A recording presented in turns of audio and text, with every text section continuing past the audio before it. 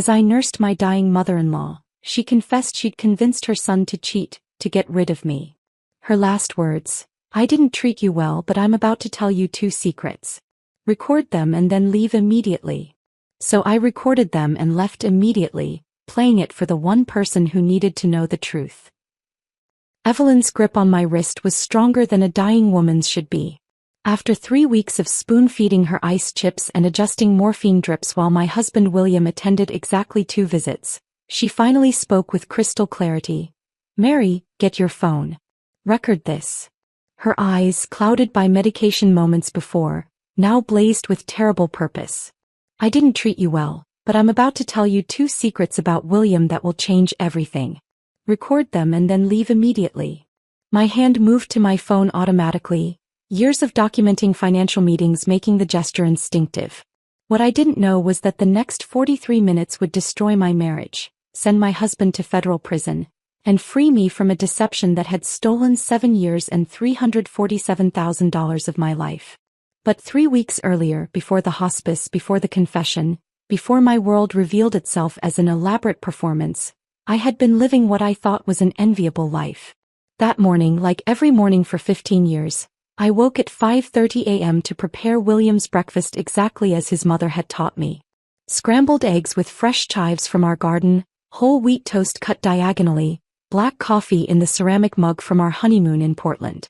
The routine had become so automatic that I could perform it while reviewing client reports, my hands moving through familiar motions while my mind traced financial irregularities through corporate spreadsheets. William came downstairs at 6:15. Precisely on schedule, his phone already pressed to his ear. "Hong Kong markets," he mouthed, pointing to the device while grabbing his coffee. This had become our morning communication. Gestures and whispered words while international calls consumed his attention. He ended the call just long enough to kiss my forehead, a brief press of lips that felt more like punctuation than affection. "Don't forget about Sunday dinner at Mother's," he said, already scrolling through emails. "She mentioned wanting to discuss the Davidson investment opportunity with you." Evelyn's monthly dinners had been a fixture of our marriage since the beginning. Every first Sunday, I drove 40 minutes to her sprawling estate in Westchester, where she presided over elaborate meals served on inherited china that supposedly dated back to William's great-grandmother. The conversations invariably centered on William's latest promotion, his investment successes, his promising future at the firm, while my own career achievements were acknowledged with the kind of polite disinterest reserved for children's piano recitals. "Your little consulting business must keep you so busy," Evelyn would say to her garden club friends, her tone suggesting I was playing at having a career rather than running a successful forensic accounting practice. The previous month she had spent 20 minutes explaining to her book club why women who prioritized careers over family were contributing to societal collapse, all while maintaining eye contact with me across her mahogany dining table.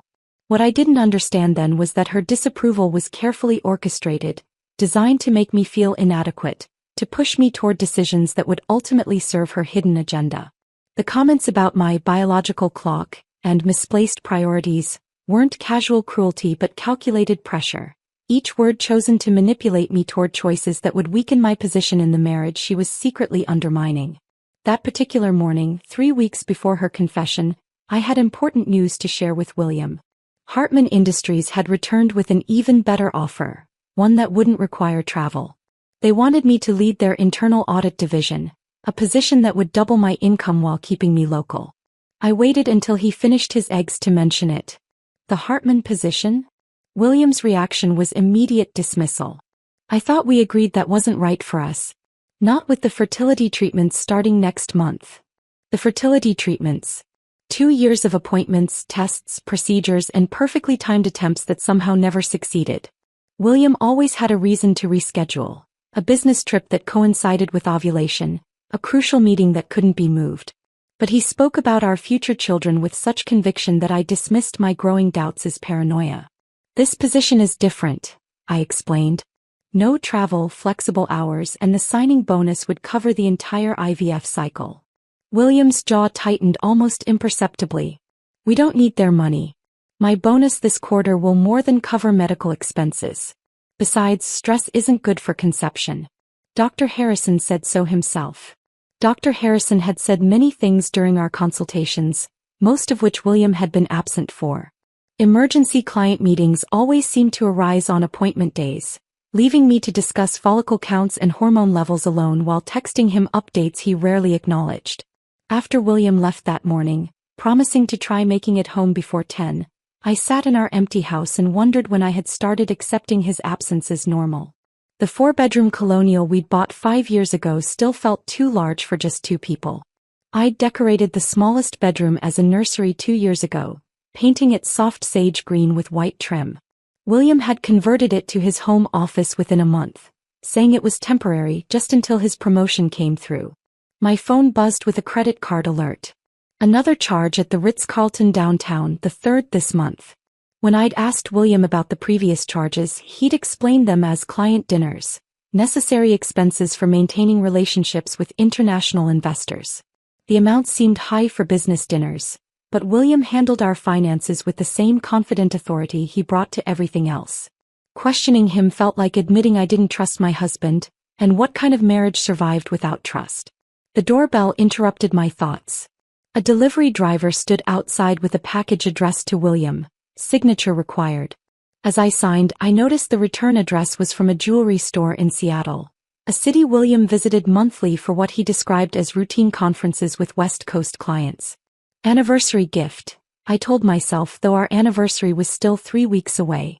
I placed the package on William's desk, adding it to the growing collection of things I chose not to question.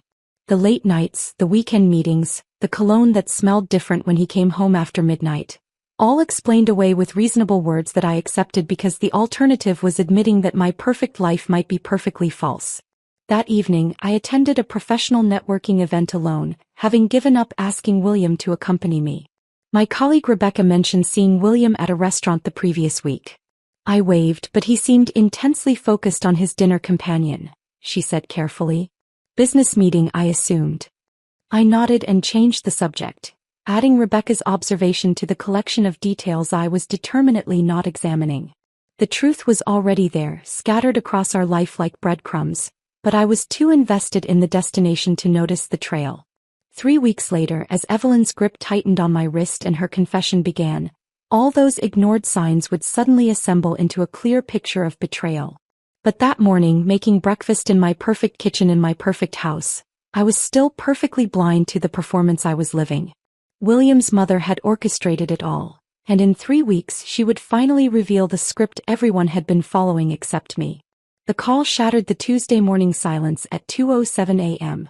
My phone's screen blazed St. Margaret's Hospital, in white letters that seemed too bright for the darkness. The voice on the other end was professionally calm, asking if I was Mary Miller, wife of William Miller, daughter-in-law of Evelyn Miller.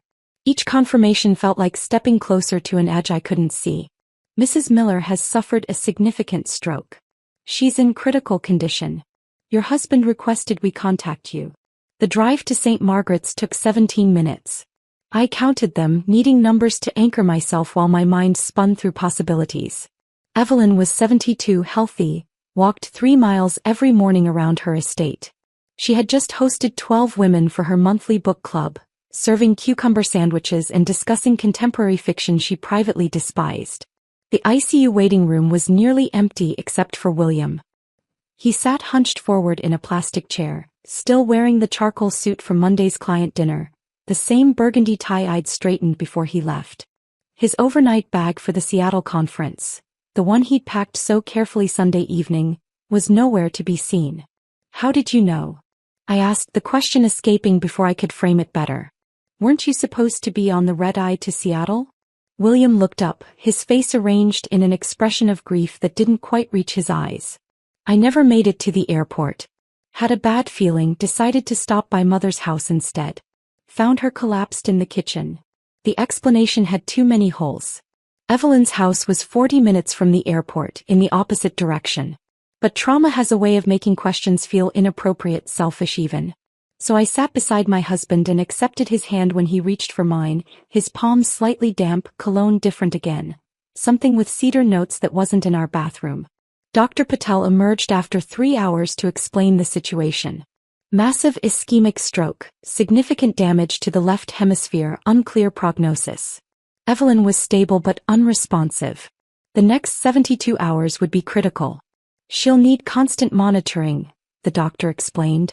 Family presence often helps, even when patients seem unaware. William's response was immediate. Mary can take time off.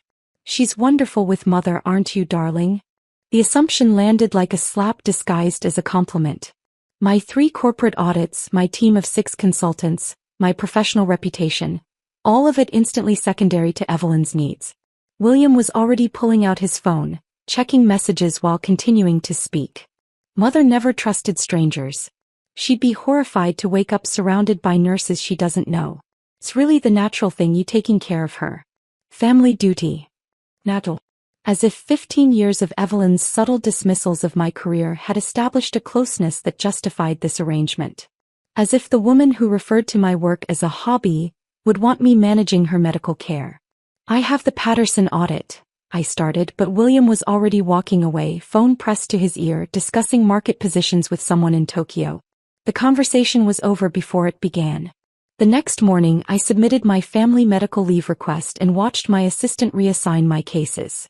Rebecca offered to maintain my client relationships, her expression carefully neutral when I explained the situation. We both knew what extended leave meant in consulting. Clients who wouldn't wait, momentum that couldn't be recovered, partnerships that would dissolve into polite professional distance. William visited that evening for exactly 30 minutes. Signing insurance forms and power of attorney documents with the efficiency of someone completing a business transaction. He kissed his unconscious mother's forehead, squeezed my shoulder, and left for a client dinner that apparently couldn't be rescheduled. The pattern was established. My days belonged to Evelyn now, my nights to solitude, my career to indefinite suspension. By the second week I knew every beep of Evelyn's monitors, every shift change, every doctor's tendency toward optimism or candor. The ICU nurses began bringing me coffee without asking, recognizing the permanent fixture I'd become. I held Evelyn's cool hand during the endless hours, studying her face for signs of consciousness while wondering what thoughts, if any, moved behind her closed eyes. William asked me to retrieve some personal items from Evelyn's house. Her reading glasses, specific medications, the silk pajamas she preferred. The estate felt different without her presence, as if the rooms themselves knew their queen had fallen. In her study, searching for insurance documents William claimed were urgently needed, I found the locked filing cabinet he'd mentioned only once before years ago, when I'd offered to help organize Evelyn's papers. The key was in her jewelry box, hidden beneath a tangle of pearls I recognized from countless family dinners. My fingers found it accidentally while searching for the medical alert bracelet William had described. The cabinet's lock turned smoothly, revealing rows of manila folders with typed labels. Investment summaries, property deeds, and then bank statements from institutions I didn't recognize, accounts with numbers that meant nothing to me but balances that made my breath catch. "What are you doing?" William stood in the doorway, his expression unreadable. He crossed the room in 3 strides, took the key from my hand with gentle firmness, and closed the cabinet with a quiet click. "Mother's finances are complicated," he said, guiding me away from the desk. "Old family trusts, estate planning vehicles you wouldn't understand. It would only stress you unnecessarily right now. You have enough to handle." He pocketed the key while kissing my temple, a gesture of affection that felt more like distraction. We left with the pajamas and medications, the insurance documents apparently forgotten. The 3rd week brought a shift in Evelyn's condition. Not improvement exactly, but a kind of awareness that flickered behind her eyes when I spoke. Her fingers would sometimes tighten around mine, her breathing would change when I mentioned William's name. The doctors called it promising, though their optimism felt carefully measured. That Thursday afternoon I was returning from the hospital cafeteria when a woman nearly collided with me in the corridor. Designer suit, professional highlights, the kind of manicured appearance that suggested money without effort. Her apology died mid-sentence when she heard the intercom page, "William Miller to the ICU nursing station." "William Miller?" she repeated, her face cycling through expressions too quickly to read. "I'm sorry, I'm looking for the cardiac unit. Wrong floor." She hurried toward the elevators, but not before her purse caught on the corner of a waiting room chair. Several items scattered across the linoleum, lipstick, car keys, and a small action figure the kind boys played with. Spider-Man, his red suit bright against the hospital floor. "Wait," you dropped, but the elevator doors had already closed. I picked up the toy, turned it over in my hands. Such a specific thing for a professional woman to carry. Unless she had a son. Unless that son was roughly 7 years old, the age William and I had calculated our child would be if we'd conceived during our first year of trying. The action figure went into my pocket, where it stayed like a question I wasn't ready to ask. That evening, William visited for his usual 30 minutes, signed his usual documents and left for his usual meeting. He didn't mention anyone asking for him at the nursing station. The toy remained in my pocket, small and solid, a piece of a puzzle I was only beginning to realize existed. The Spider-Man action figure remained in my pocket for 3 days, its plastic edges pressing against my palm whenever I reached for my phone. Each time William called to check on his mother's condition, I felt its weight like an accusation I couldn't voice. On the 4th day, Dr. Patel delivered the news we'd been expecting but somehow weren't prepared for. "We've done everything medically possible. I recommend transitioning to hospice care." The words hung in the antiseptic air of the family conference room. William sat across from me, his fingers drumming against the table in a rhythm I recognized as his anxiety tell. He'd driven straight from the airport, another Seattle trip cut short by the doctor's call, though his suit looked fresh and his shoes bore no signs of travel. "How long?" William asked, his voice steady in that practiced way he used during difficult negotiations. "Days to weeks. Impossible to say precisely." The transition happened with bureaucratic efficiency. Forms signed, beds transferred, treatment goals shifted from recovery to comfort. William appeared for exactly 2 carefully timed visits. The first to sign the hospice admission papers, standing in the doorway while I sat beside Evelyn's bed, his presence lasting just long enough to establish he'd been there. The second visit came 3 days later when the hospice administrator needed power of attorney documentation. "You're handling this so well," he said, watching me adjust Evelyn's blankets. "I don't know what I'd do without you." His phone buzzed before I could respond. Another Seattle emergency, another apologetic kiss on my forehead, another promise to return soon that we both knew wouldn't be kept. As his footsteps faded down the corridor, I noticed Evelyn's eyes tracking his departure with something that looked like disappointment mixed with resignation. The hospice wing had a different quality than the ICU, quieter, softer, touched with a gentleness that acknowledged what everyone knew but rarely said. I established a routine, arriving at 7, staying until midnight, sleeping in the reclining chair the nurses had brought specifically for me. They'd stopped suggesting I go home, recognizing the vigil I needed to maintain even if I couldn't explain why.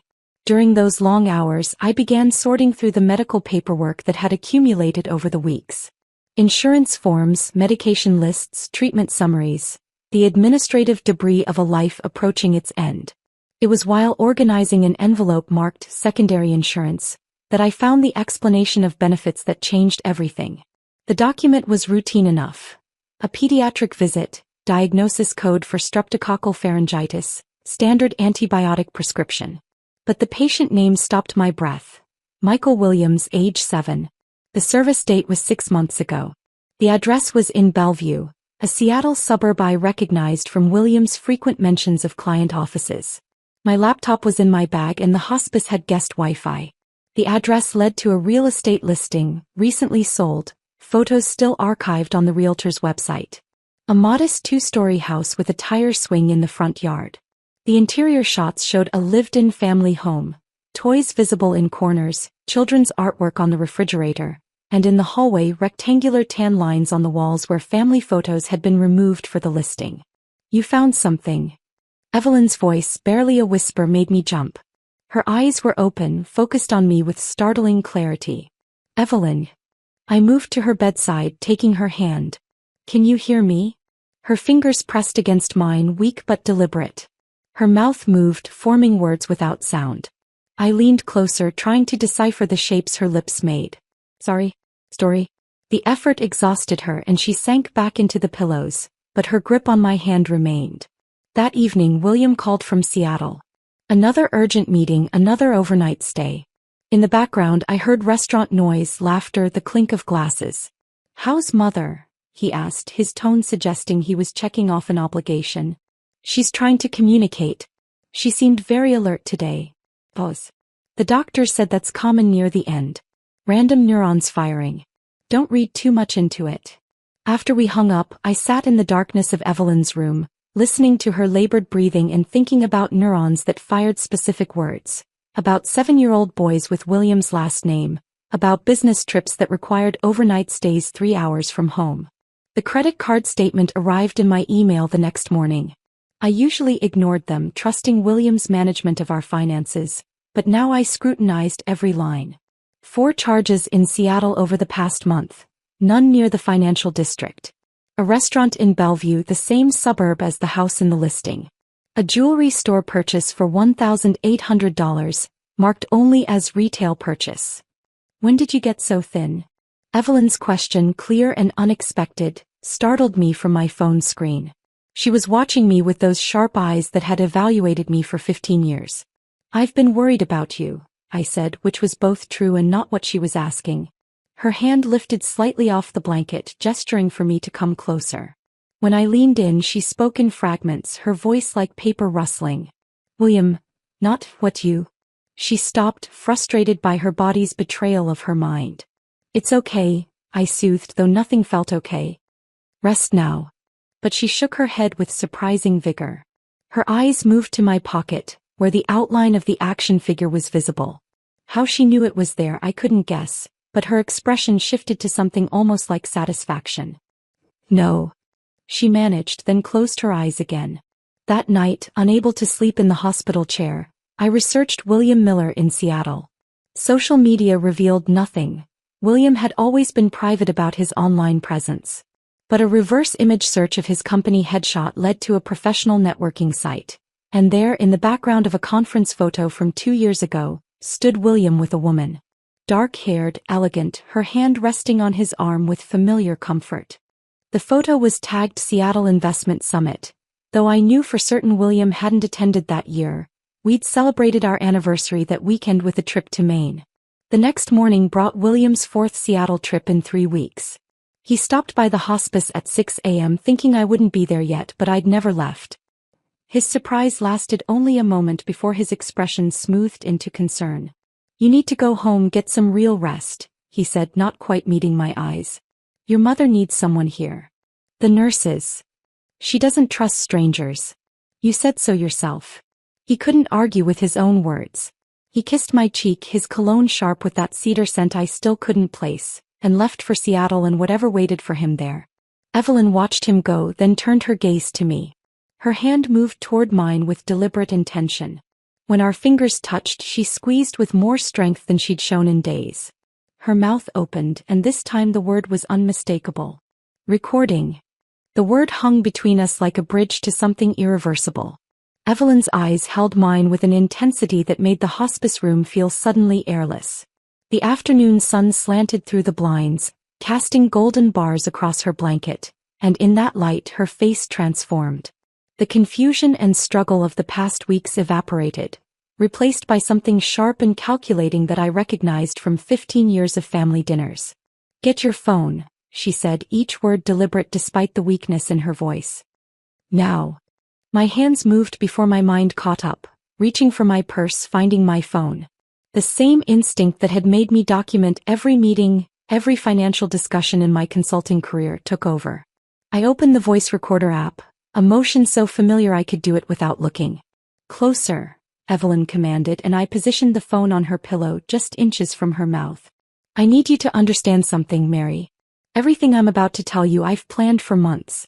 Maybe years. She paused, gathering strength, and when she spoke again, her voice carried a quality I'd never heard before. Satisfaction mixed with something crueler. I didn't treat you well. That was intentional. Every comment about your career, every suggestion that you were failing as a wife, every comparison to other daughters-in-law, all calculated to make you doubt yourself, to make you try harder, to make you vulnerable. The room seemed to tilt. I gripped the bed rail, feeling the cool metal ground me while Evelyn continued, her words flowing with the precision of a prepared speech.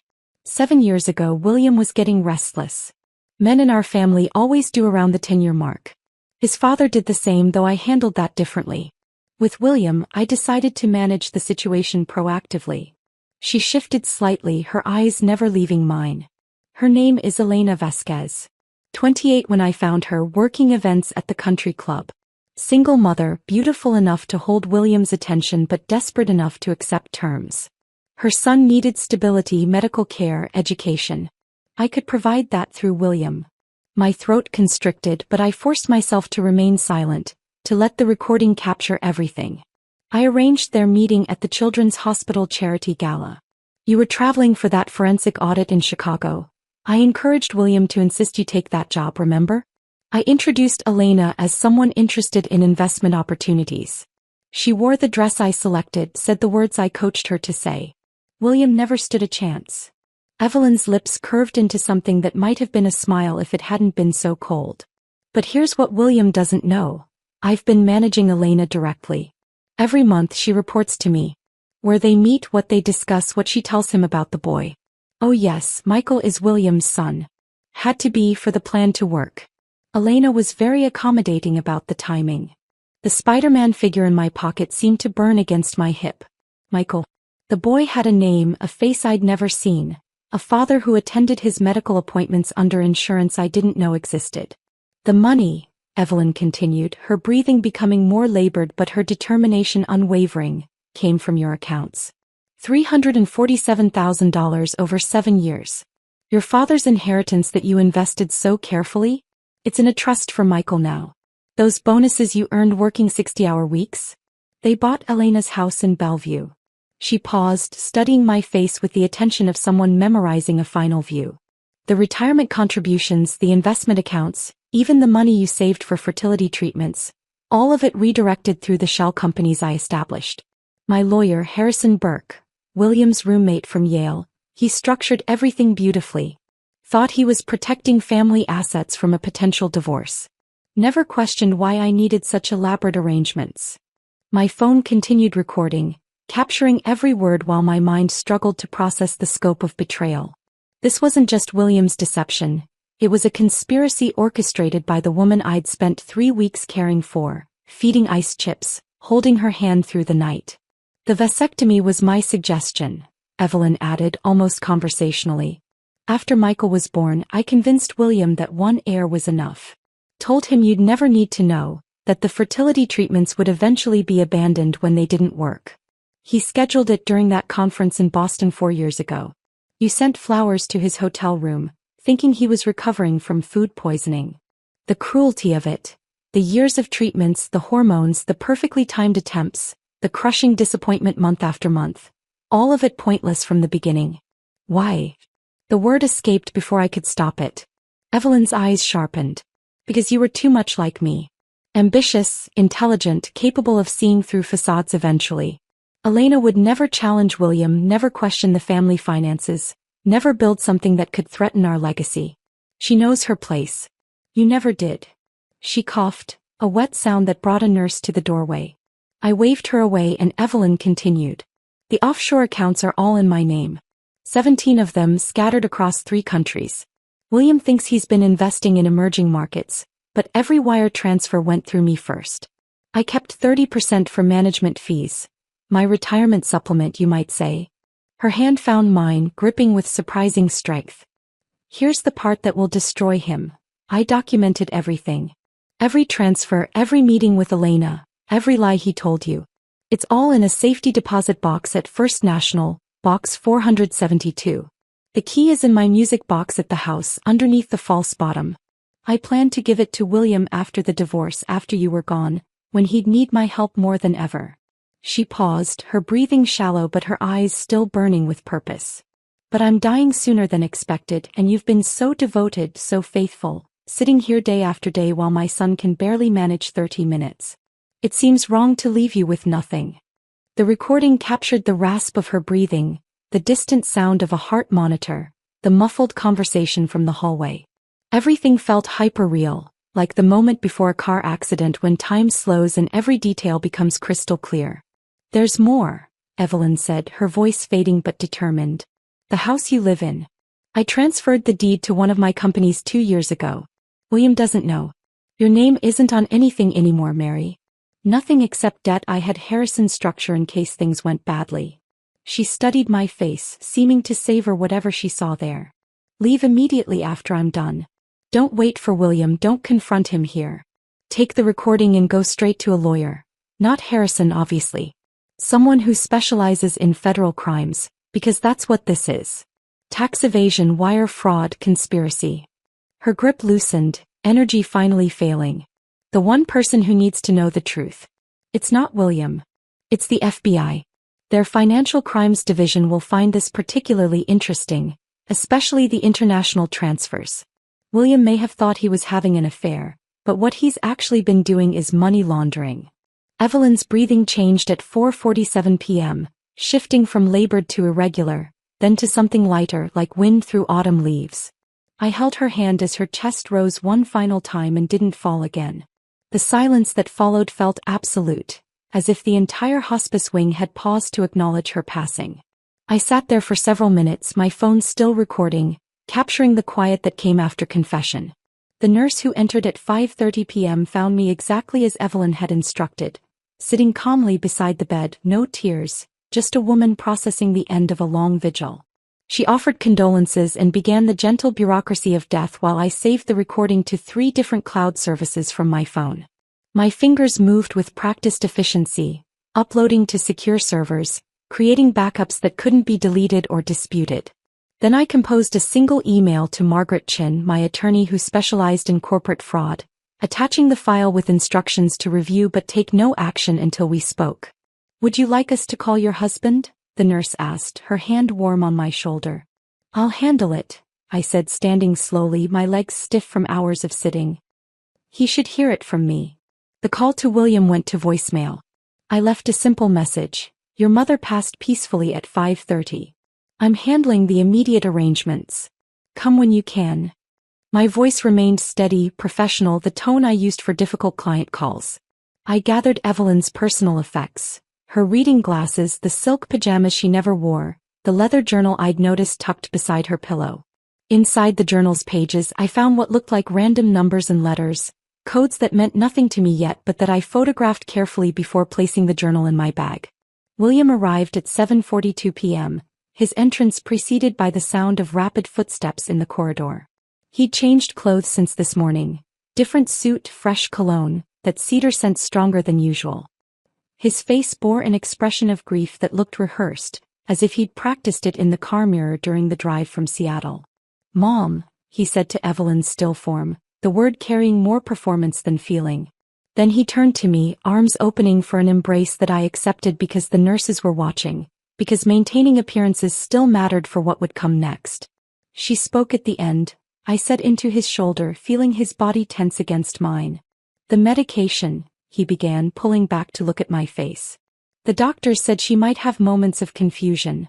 "Crystal clear actually," I interrupted, watching his pupils dilate slightly. "Would you like to hear?" His jaw worked silently for a moment before he composed himself. "Later. We should focus on arrangements now. Did she say anything about her wishes? The funeral plans?" We spent 20 minutes with the hospice administrator, William signing forms with the same efficiency he brought to business contracts.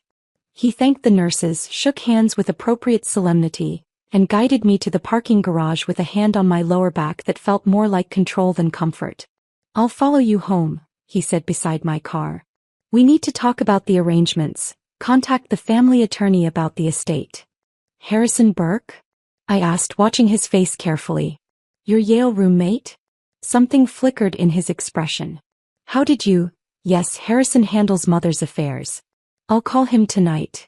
The drive home took 37 minutes. I spent them organizing Evelyn's revelations into categories: criminal, civil, personal. The theft was straightforward fraud. The offshore accounts suggested tax evasion. The conspiracy with Elena indicated racketeering. Each mile home I built the case that would unravel 15 years of deception. Our house sat illuminated by landscape lighting I'd installed last spring, back when I believed we were building something permanent. William pulled into the garage beside me, and we entered through the kitchen where I'd made his breakfast that morning before the confession, before everything changed. "I need a drink," William said, moving to the bar in his study. "Want one?" I said. "I'll make it." While the kettle heated, I heard him on the phone, his voice low but urgent. "Harrison, it's me. Mother passed today. We need to talk about the estate documents. Tonight if possible. I climbed the stairs to our bedroom, each step revealing another piece of the deception. Our wedding photo on the landing. Evelyn positioned prominently, her smile now revealing itself as victorious rather than joyful. The fertility clinic reminder card on my dresser. Appointments I'd attended alone while William knew they were futile. The renovation invoices in my desk. Hundreds of thousands in improvements to a property I didn't own. In my home office, I opened my laptop and began the work I'd trained for my entire career. Financial forensics, following money like breadcrumbs through a dark forest. Our joint accounts showed patterns I'd missed while trusting my husband. Withdrawals timed to my business trips. Transfers labeled as investments that corresponded to Elena's address in Bellevue.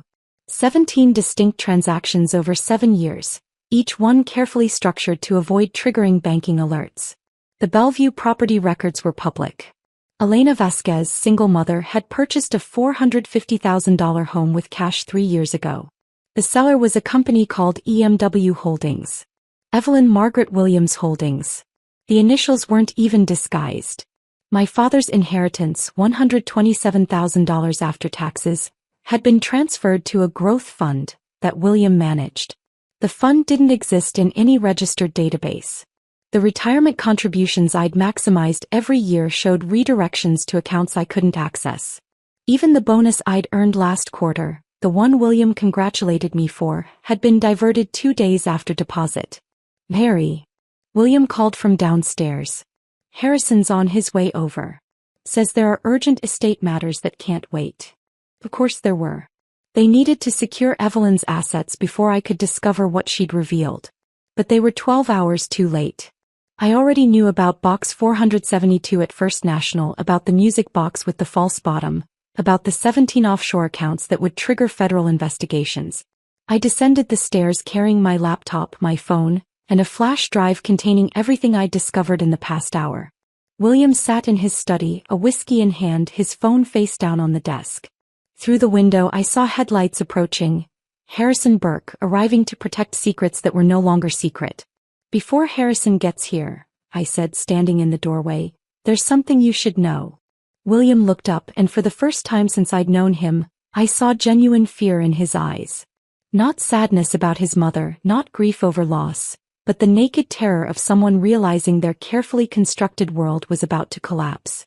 He reached for his phone, then thought better of it, his hand freezing midway across the desk. The doorbell rang, Harrison's arrival precisely timed as always. William stood to answer it, but I remained in the doorway, blocking his path. Your mother was very thorough, I said quietly. She documented everything. The doorbell rang again, more insistent this time. Harrison Burke had never been a patient man. William moved to step around me, but I held my ground in the doorway, my laptop balanced on one arm, the flash drive visible in my other hand. Let him in, William said, his voice strained. Whatever you think you know, we can discuss it rationally. I stepped aside, watching William compose himself as he walked to the front door. Harrison entered with the confidence of someone who had fixed Miller family problems for 2 decades. His Armani suit impeccable despite the late hour, his leather briefcase suggesting documents already prepared for signature. Mary, Harrison acknowledged me with a nod that managed to be both polite and dismissive. I'm sorry for your loss. Evelyn was an extraordinary woman. She was certainly that, I agreed, following them into William's study. Harrison opened his briefcase with practiced efficiency, spreading documents across the desk. There are immediate concerns regarding the estate. Evelyn had complex holdings that require careful management. William, as executor, you'll need to.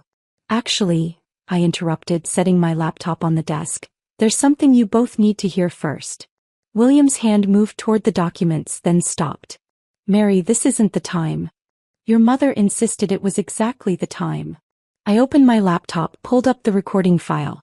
She was very specific about that. The study filled with Evelyn's voice, clear and deliberate, explaining how she had selected Elena at the country club. Harrison's face remained professionally neutral for approximately 10 seconds before the color began draining. When Evelyn reached the part about him structuring the shell companies, believing he was protecting family assets, his hand moved unconsciously to his collar, loosening his tie. William stood frozen as his mother detailed the vasectomy, the sound of her satisfaction audible even through the laptop speakers. When she began listing the offshore accounts, Harrison sat down heavily in the leather chair, his legal composure cracking. "Turn it off," William said when Evelyn began describing the money transfers. "There's more," I said, the same words I'd used in the hospice corridor. The recording continued through the systematic theft, the diverted inheritances, the elaborate architecture of deception that both men had participated in, though only one had understood its full scope. When it finally ended, the silence in the study felt explosive. Harrison was already calculating, his legal mind racing through implications and defenses. William stared at the laptop as if it might spontaneously combust. "She was dying," Harrison said finally, his courtroom voice emerging. "Heavily medicated, possibly suffering from oxygen deprivation. Every transaction she mentioned matches bank records," I said, sliding printed statements across the desk. "Every date, every amount, every offshore account. Would you like to explain how a confused, dying woman could accurately recall 7 years of financial transfers?" Harrison's jaw tightened. "Those documents are protected by attorney-client privilege. Not when they document criminal conspiracy." Margaret Chen's voice came from my phone's speaker. I'd called her during Harrison's moment of calculation, letting her listen. "Harrison, I'd advise you to retain your own counsel. Immediately." Harrison's face went from pale to ashen. He stood abruptly, closing his briefcase with sharp snaps.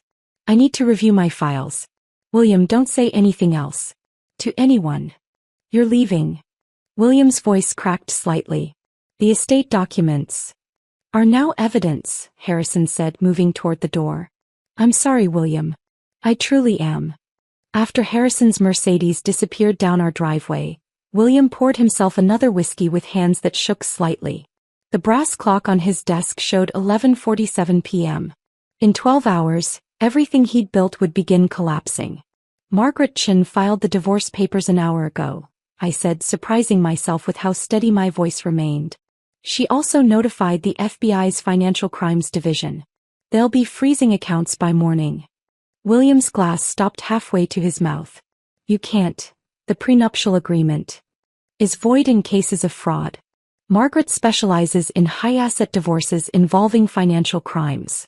She's particularly interested in the offshore accounts your mother mentioned." I pulled Evelyn's leather journal from my bag, the one she'd kept beside her pillow. William's eyes tracked it with the intensity of someone watching a live grenade. "Your mother left detailed notes," I said, opening it to reveal pages of account numbers, routing codes, passwords.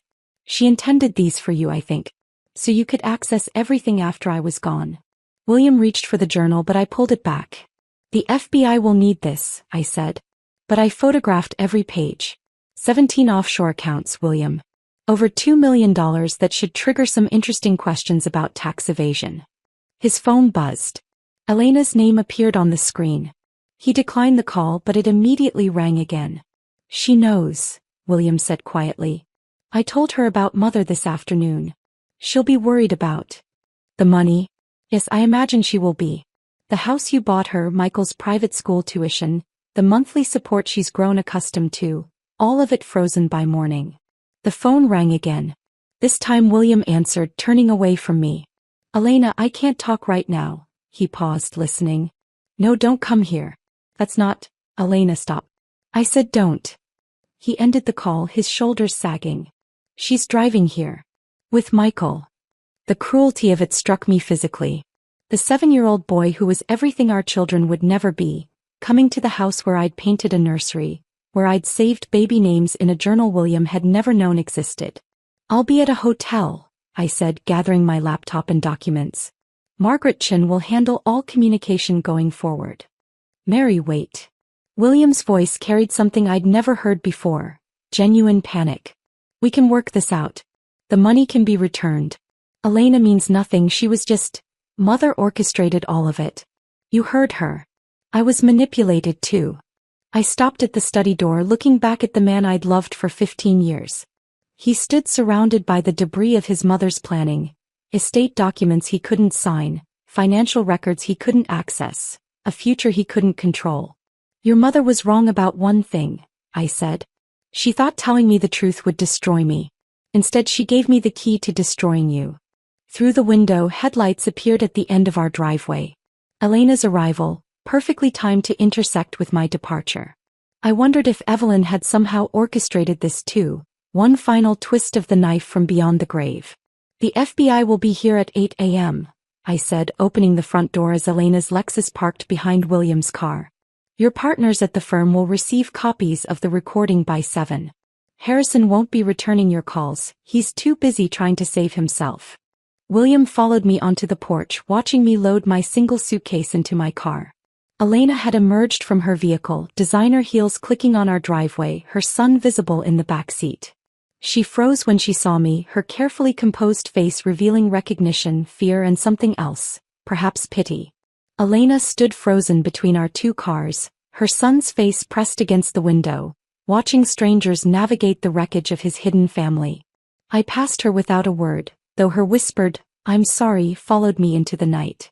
14 months would pass before I saw any of them again, this time in federal court, Southern District of New York, where the full weight of Evelyn's confession would finally deliver its intended destruction, just not to the person she'd meant to destroy. The courtroom was smaller than I'd expected, its wood paneling and high windows giving it an austere dignity that made William look even more diminished in the defendant's chair. His tailored suits had been seized as potential proceeds of crime, leaving him in an ill-fitting gray suit from a department store, the shoulders too wide, the pants breaking awkwardly over scuffed shoes. The transformation was complete, from investment banker to federal defendant, from predator to prey. "State your name for the record," the prosecutor, Amanda Rodriguez, began. "Mary Miller." My voice carried clearly through the courtroom's acoustics. "Mrs. Miller, I'm going to play a recording now. Can you tell the court how this recording came to exist?" The familiar sound of Evelyn's voice filled the courtroom. Several jurors leaned forward as she described selecting Elena at the country club, orchestrating the affair, stealing hundreds of thousands of dollars. William kept his eyes fixed on the defense table, his hands clasped so tightly his knuckles looked skeletal. "I recorded this at Evelyn Miller's request," I explained when the playback paused. "She specifically instructed me to document her words. Years of business consulting had taught me to record important conversations, and when she began detailing financial crimes, that instinct took over." "Did you threaten or coerce Mrs. Miller in any way?" "No. She was dying. These were the words she chose for her final moments. I simply preserved them." The recording resumed, reaching the section about William's vasectomy. A woman in the jury box gasped softly.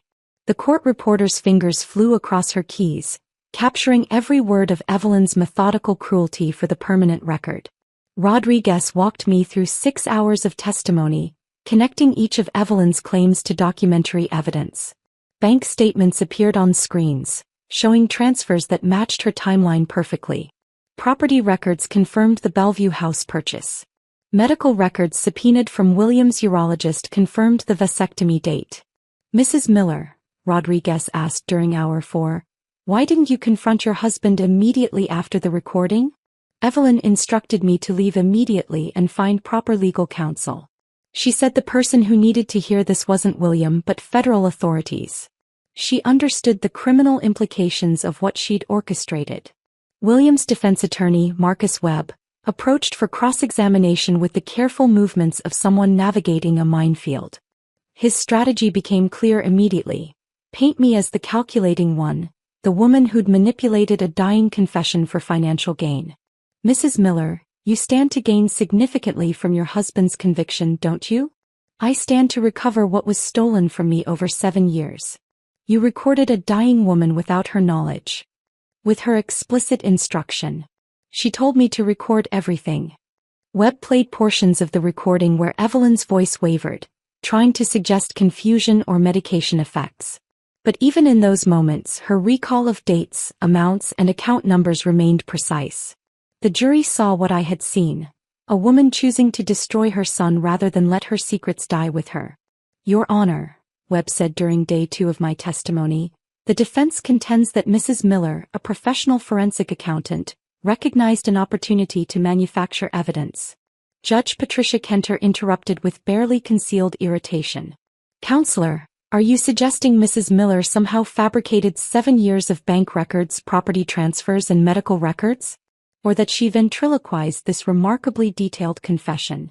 The defense's case crumbled further when Elena took the stand as a prosecution witness, having negotiated immunity in exchange for her testimony.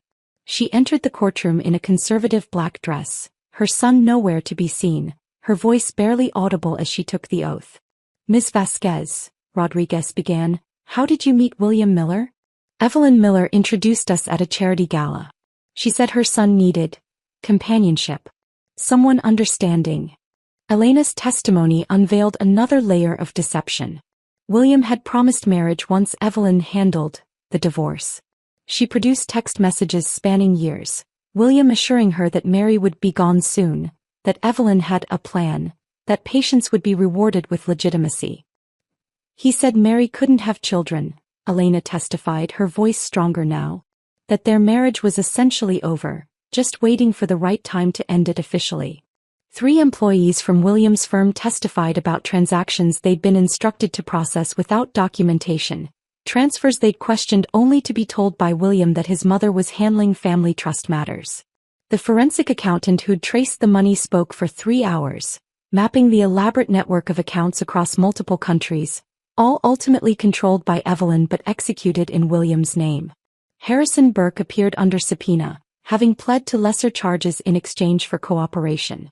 His testimony was surgical in its precision, detailing how Evelyn had convinced him he was protecting family assets from a potential gold digger, how she'd compartmentalized information so he never saw the full picture until the recording revealed it. "I believed I was serving my client's legitimate interests," Harrison said, his voice hollow. "I never imagined Evelyn was orchestrating something of this magnitude." On day 12, closing arguments began. Rodriguez stood before the jury with Evelyn's journal, the one containing all the account information she'd intended for William. Evelyn Miller built a criminal empire and put her son's name on it.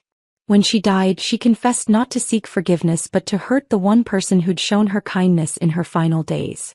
Instead, she provided evidence of crimes so extensive that her son faces decades in prison. Webb's closing was desperate, focusing on William as a victim of his mother's manipulation. But the evidence was overwhelming. William's signatures on documents, his text messages to Elena, his active participation in moving money through accounts he claimed not to know existed. The jury deliberated for 6 hours. When they returned, the foreman stood with a sheet of paper that trembled slightly in his hands. "On the count of wire fraud, we find the defendant guilty. On the count of conspiracy to commit fraud, we find the defendant guilty. On the count of money laundering, we find the defendant guilty. On the count of tax evasion, we find the defendant guilty." Each verdict landed like a physical blow. William's composure finally cracked on the 4th, "guilty," his head dropping into his hands. 15 to 20 years, the judge announced at sentencing. Asset forfeiture of everything that could be traced to the crimes. Restitution to be determined in civil proceedings. As court officers led William away, he turned to look at me one last time. In his eyes, I saw the recognition Evelyn never had, that the recording meant to destroy me had destroyed him instead. The court officers led William away through a side door marked, "Authorized Personnel Only," his shoulders curved inward like parentheses around an empty statement. I remained seated in the gallery until the courtroom emptied, absorbing the silence that follows verdict, the peculiar quiet after justice has been served but before life resumes its rhythm. 2 years would pass before I could fully understand what had happened in that hospice room, how Evelyn's cruelty had become my salvation. My apartment overlooked Central Park, purchased with funds recovered through the restitution process. Not the sprawling colonial where I'd painted nurseries and planted gardens, but something entirely mine. 3 rooms filled with furniture I'd chosen, artwork that reflected my taste rather than Evelyn's approved selections. No family portraits watched from mantels. No inherited china waited in cabinets for monthly dinners that would never come. Morning light filtered through windows I'd left bare of heavy drapes, preferring to wake with the sun rather than William's alarm. My coffee maker, a simple French press rather than the elaborate espresso machine Evelyn had gifted us, sat on a counter I'd selected for its warmth rather than its pedigree. The ritual of making breakfast had transformed from obligation to choice. Some mornings I ate nothing. Some mornings I made elaborate omelets with ingredients Evelyn would have deemed inappropriate. The freedom was in the choosing. My consulting practice had not only recovered but flourished. The notoriety of the case, rather than destroying my reputation, had established me as someone who understood financial deception at its most intimate level. Corporations hired me specifically because I'd lived through the very frauds they feared. My client list had tripled, though I maintained strict boundaries now. No evening calls, no weekend emergencies, no sacrificing personal time for professional demands. Rebecca, my former colleague, had become my business partner in the firm we'd established 18 months after the trial. Our offices occupied the 20th floor of a building downtown, far from William's former workplace, far from the restaurants where he'd entertained clients who may or may not have existed. We specialized in forensic accounting for divorce proceedings, our tagline simple: truth in numbers. The fertility clinic had called 3 times in the first year after the trial. Dr. Harrison's office, wondering if I wanted to resume treatments, to use the frozen embryos we'd created before I knew about William's vasectomy, biological possibilities that had become emotional impossibilities. I declined each time, not because I'd given up on children but because any future family would begin from a foundation of truth rather than deception. At 42 I still had time, though time meant something different now. The recording itself lived in multiple places. A safety deposit box at my bank, encrypted files with my attorney, evidence folders at the FBI. I hadn't listened to it since the trial, didn't need to. Evelyn's words had done their work, exposed their truth, delivered their justice. What she'd intended as a weapon had become a key, unlocking doors I hadn't known were closed. Occasionally, letters arrived from federal prison in Otisville, William's careful handwriting on envelopes I never opened. They accumulated in a drawer. A dozen attempts at communication I felt no obligation to acknowledge. Margaret Chin had offered to have them stopped, but I preferred knowing they existed. Evidence that William still believed words could undo actions, that explanation could erase experience. Elena had disappeared after the trial, moving back to Arizona according to the forwarding address she'd left with prosecutors. Her son Michael would be 9 now, old enough to understand why his father couldn't visit, why the promises of legitimacy had evaporated with his grandmother's confession. I wondered sometimes if she listened to her own recordings, the voice messages William had left her over the years, promises that must sound different now in the context of conspiracy charges. The frozen accounts remained frozen, millions of dollars suspended in legal limbo across 17 countries. The FBI had traced most of it, but international banking laws and Evelyn's elaborate structuring meant the funds might remain inaccessible forever. A monument to greed that no one could touch. The irony wasn't lost on me. Evelyn had hidden the money so well that even her detailed confession couldn't fully unlock it. Harrison Burke had been disbarred but avoided prison through his cooperation agreement. I'd seen him once at a coffee shop near the courthouse, his Armani suits replaced with off-the-rack business casual, his confidence diminished to careful movements through a world that no longer bent to his influence. We'd made eye contact briefly before he looked away, the shared understanding that we were both survivors of Evelyn's manipulation, though only one of us had emerged intact. My phone rang as I prepared lunch, a client requesting an urgent audit of suspicious transfers. I scheduled them for the following Monday, during business hours, refusing the emergency timeline they'd proposed. Boundaries were everything now. The difference between service and servitude, between dedication and self-destruction. The Spider-Man action figure still sat on my bookshelf, the toy Elena had dropped in that hospital corridor. I'd kept it as a reminder of the moment everything shifted, when coincidences revealed themselves as patterns, when trust transformed into investigation. Sometimes I wondered if Michael missed it, if he'd noticed its absence, if Elena had bought him a replacement, or if she'd used its loss to teach him about consequences. The recording had taught me something about revenge that Evelyn never understood. She'd believed revenge was a weapon you aimed at others, a careful destruction of your enemies through patient planning and perfect execution. But revenge was actually a circle, a force that returned to its origin point with interest.